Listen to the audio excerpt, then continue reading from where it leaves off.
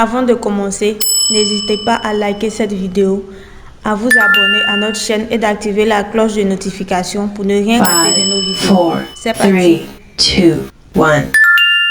Chers internautes, bonjour à tous les amis TEFA, bonjour à vous les inconditionnels fans de nos actions TEFA.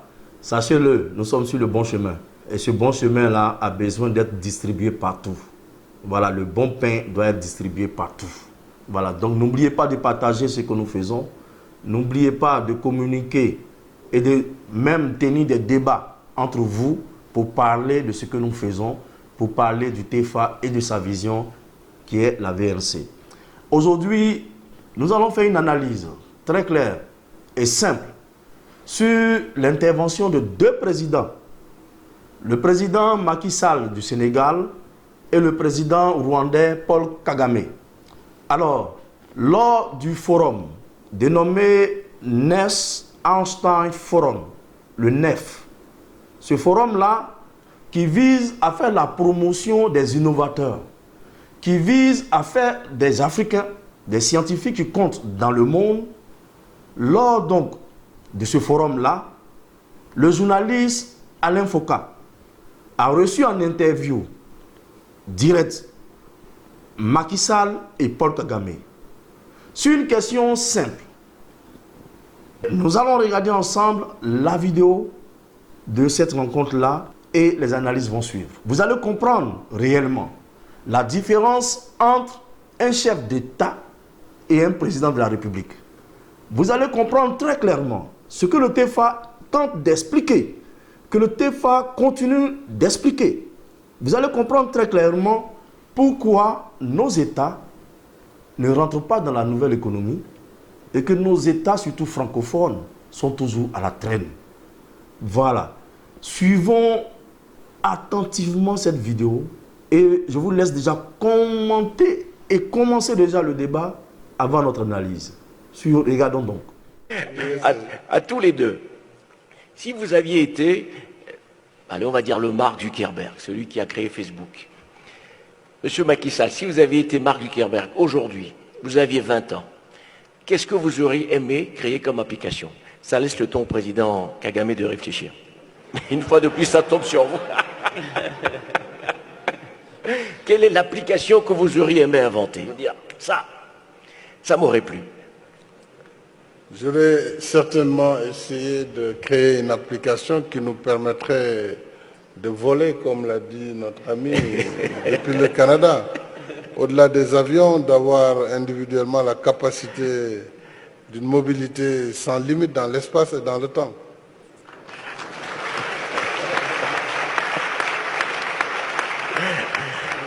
Vous noterez que le président a déposé le brevet dès aujourd'hui. Celui qui invente ça, ça lui appartient. Monsieur le président Kagame, tu as been your invention. Laissez-moi simplifier votre question avant de vous donner une réponse. Avant tout, c'est clair que là où je suis, je pense que je ne devrais pas être Zuckerberg, mais plutôt, je devrais être celui qui permettra aux autres de devenir des Zuckerberg.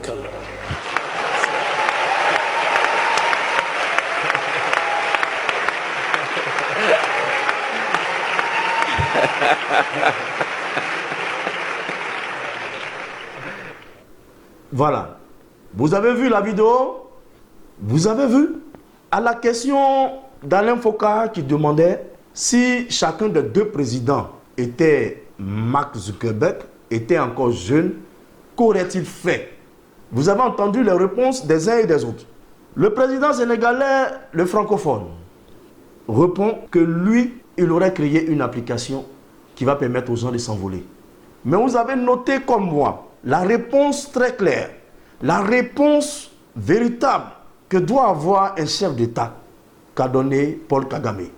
Paul Kagame dit, moi, je n'ai pas à être un Mark Zuckerberg, mais je dois favoriser l'éclosion, l'avènement de beaucoup de Mark Zuckerberg dans mon pays. Voilà une réponse d'un chef d'État. Faisons la différence entre chef d'État est président.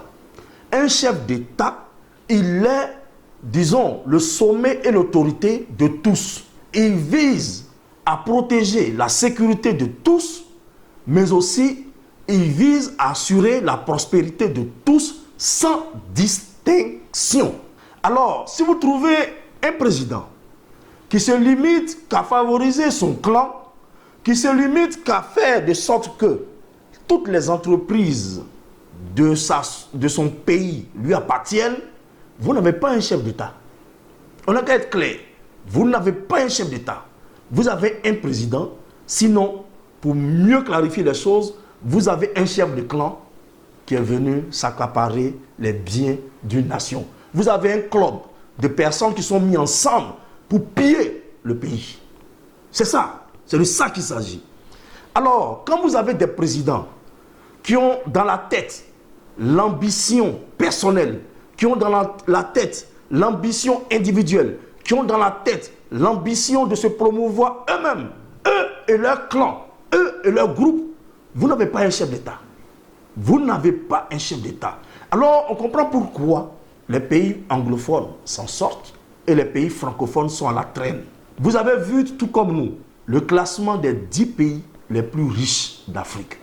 Dans cette liste-là, aucun pays francophone n'y figure. On a compris pourquoi aujourd'hui. Cette réponse du président sénégalais nous montre clairement quel est l'état d'esprit des présidents qui gèrent nos pays africains.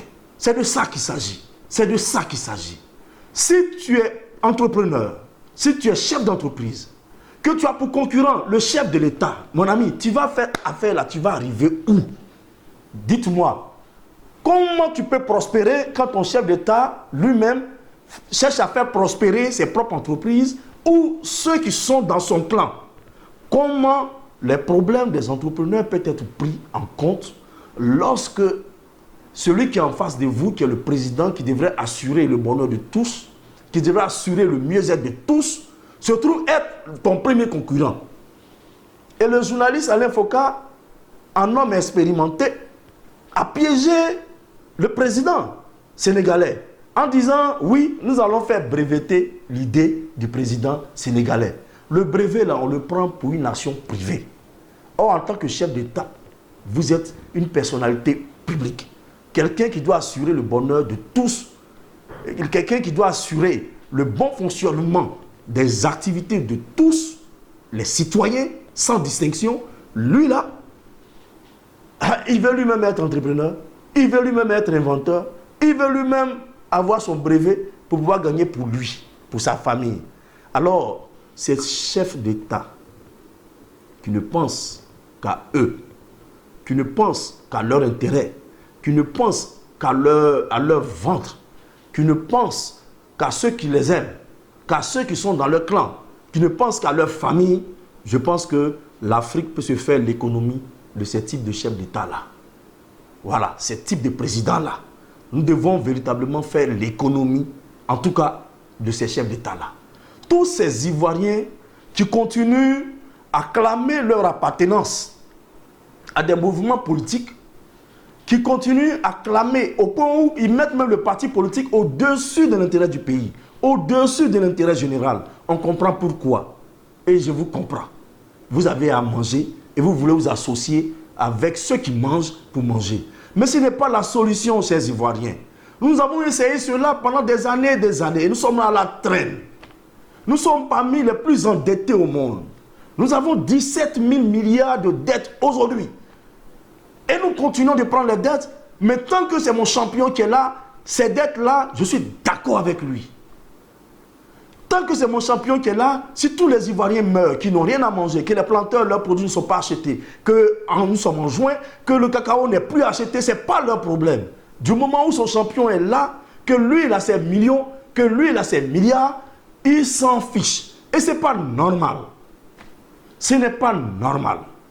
On ne peut pas s'accaparer un pays juste pour son clan. Voilà. Nous devons tous être des pro-Côte d'Ivoire. Réveillons-nous. Que ce soit ceux qui sont dans le parti au pouvoir, comme ceux qui sont dans l'opposition, c'est la même réflexion. Nous voulons que ça change. Nous voulons aujourd'hui des chefs d'État. Voilà. Je vais vous conter une histoire. Le président Obasanjo, président du Nigeria, un matin il s'est réveillé et il a décidé de faire ses ressortissants des milliardaires en dollars. Parce qu'il a compris que quand un Nigérian devient riche, qu'il compte dans la liste de classement de Ford, on ne dit pas Dangote, on dit le Nigérian Dangote. Et ce Nigérian qui a sa société qui a pour siège basé au Nigeria, toutes ces marges bénéficiaires qu'il va réaliser rentrent dans son pays. Ça vient enrichir son pays. Et comme il a compris très clairement cela, il a appelé 10 personnes, y compris Dangote, à qui il a concédé des marchés juteux dans son pays, pour que ceux-là deviennent des milliardaires dans le monde, des gens respectés dans le monde, que ceux-ci deviennent des PDG de multinationales. Voilà l'esprit que doit avoir un chef d'État. Favoriser l'éclosion et l'émergence de champions dans l'entreprise privée nationaux. Voilà ce que doit avoir l'esprit que doit avoir un chef d'État. Aujourd'hui, Obasanjo n'est plus au pouvoir, mais il est respecté. J'ai vu Dangote s'abaisser pour lui dire Baba. Et ce Dangote sera toujours redevable à son pays. Voilà ce que nous cherchons. C'est l'esprit TEFA que nous voulons communiquer. Chers amis, la gestion d'un État ressemble à cette histoire que nous avons connue ou pas, mais cette histoire où on nous dit que le paradis, c'est comme un banquet où vous avez une grande table avec de très longues cuillères. Si tu veux te nourrir toi-même, tout ce que tu prends, puisque la nourriture est au milieu de la table, tu ne feras que verser. Mais si tu trouves la formule avec celui qui est en face de toi, de lui tendre à manger, et que lui fait pareil, vous serez rassasié. C'est-à-dire, la cuillère longue, quand tu prends, quand tu veux mettre dans ta bouche, ça verse. Alors trouve l'astuce de nourrir celui qui est en face de toi, et lui fera pareil à ton niveau, et vous serez rassasié.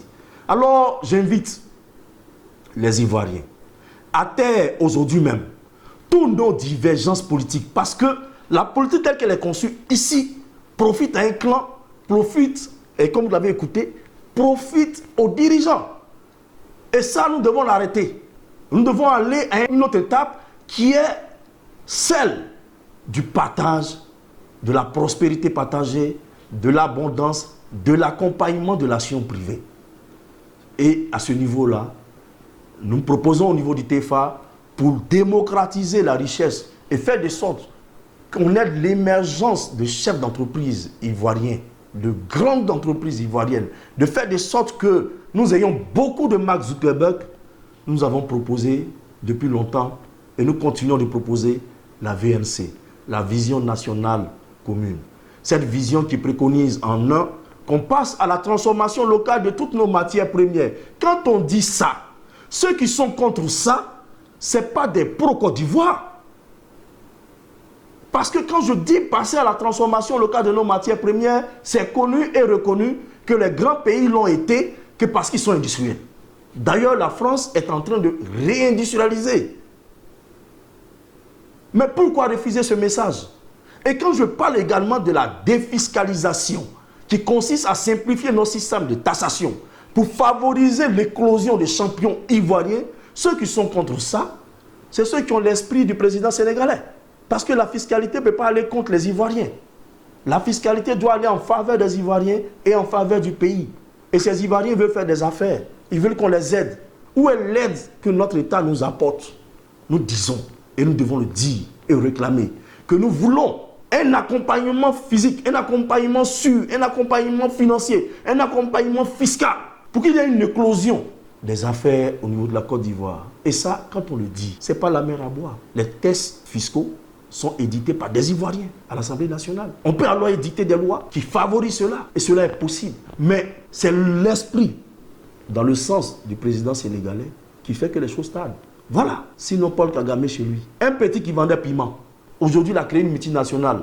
Il a 500 millions de dollars de chiffre d'affaires par an, parce que son président a décidé que chez lui, il y a des Mark Zuckerberg.